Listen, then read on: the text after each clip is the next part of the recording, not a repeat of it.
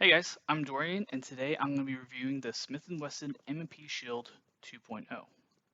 Um, right away, you notice that the M&P Shield comes in this cardboard box. I hate it when gun manufacturers sell guns in a cardboard box. I mean, look at this. This is what held a gun. This is what a gun was shipped in. Um, you know, not only that, but every day someone purchase a gun and it's their first gun. Let's not send a first-time gun owner home with a gun in a cardboard box. Let's give them something more durable so they can actually get a gun safe. This is what I bought to store, um, my wife's shield in,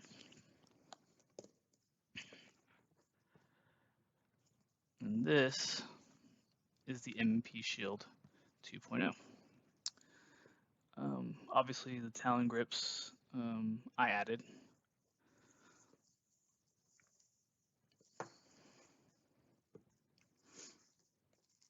Of course, it comes with a gun lock,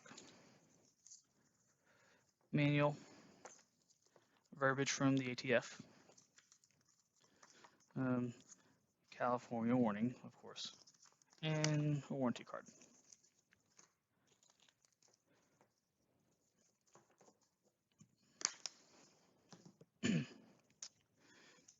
The magazines are single stack.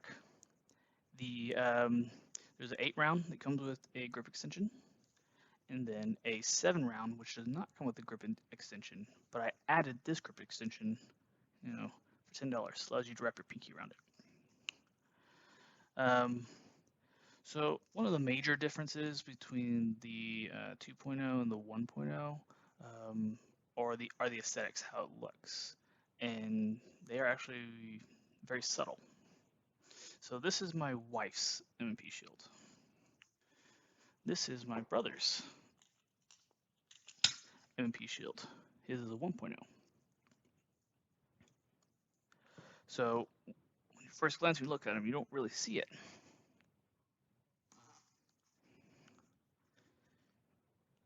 But the main differences are really like right here.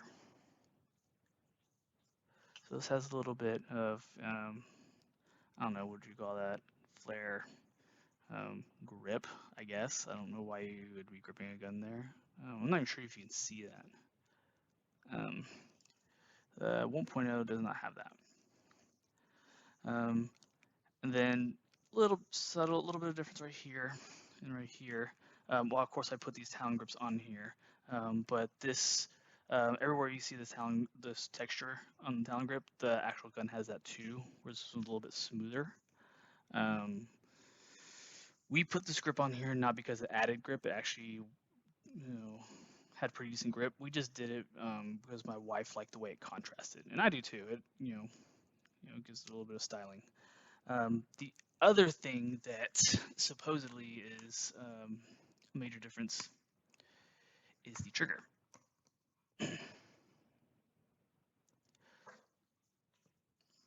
So supposedly this has an improved trigger.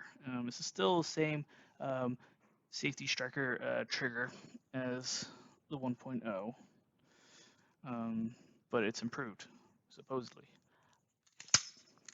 I can't tell the difference. I really can't. I can't. I guess this one could be a little more springy.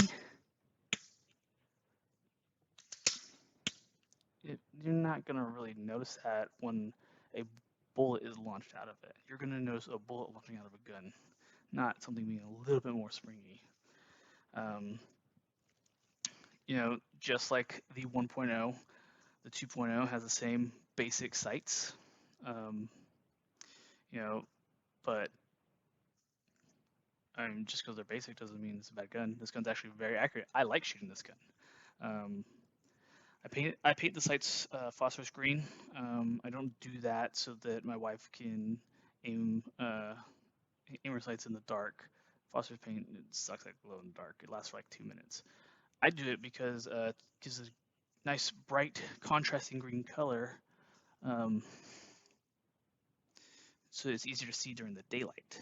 I did it for my brother too. What I don't like is the way you field strip them. So field strip them, take this down, slide back in, and then you hit the pull trigger. Now, everyone knows when you pick up a gun, especially if you're going to pull trigger, you're going to do this a few times. Make sure there's nothing in there. But even if you do that, best practice is to never pull the trigger unless you're going to fire, right?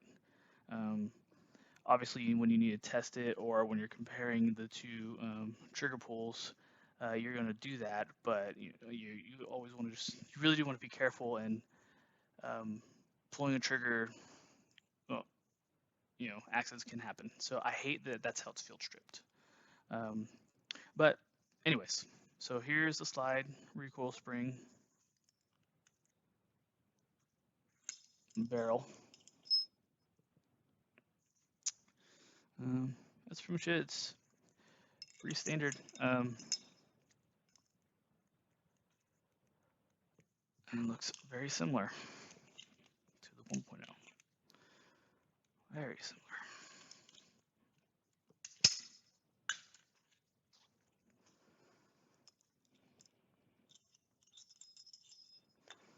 I guess I can do side by side on the parts.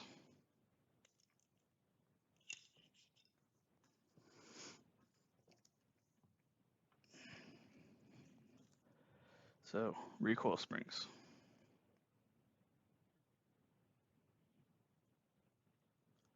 Barrels. And slides.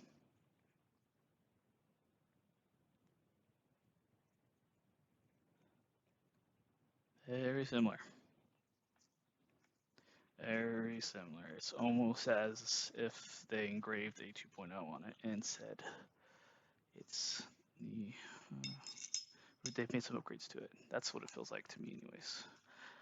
Not that I'm talking bad about this gun. It's actually I love this gun. It's a great gun. It's been around for a long time because it's a great gun.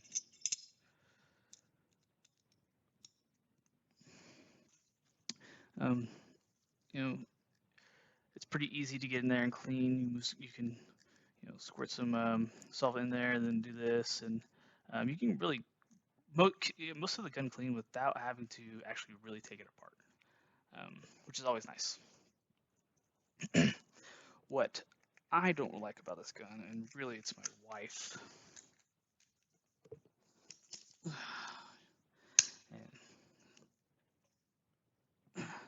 is how hard it is to pull the slide back.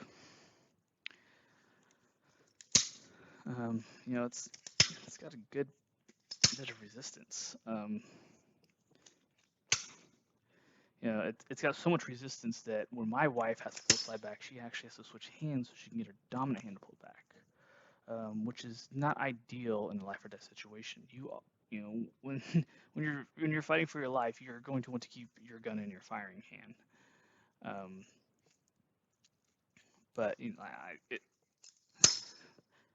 it is a hard pull.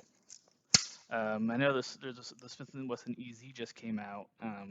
It's supposed to be a lot easier, but anyways, it is what it is. But yeah, that's pretty much it. That's the Smith & Wesson 2.0. If you knew anything about the Smith & Wesson 1.0, then basically you just got a review of the same gun. Thanks, guys.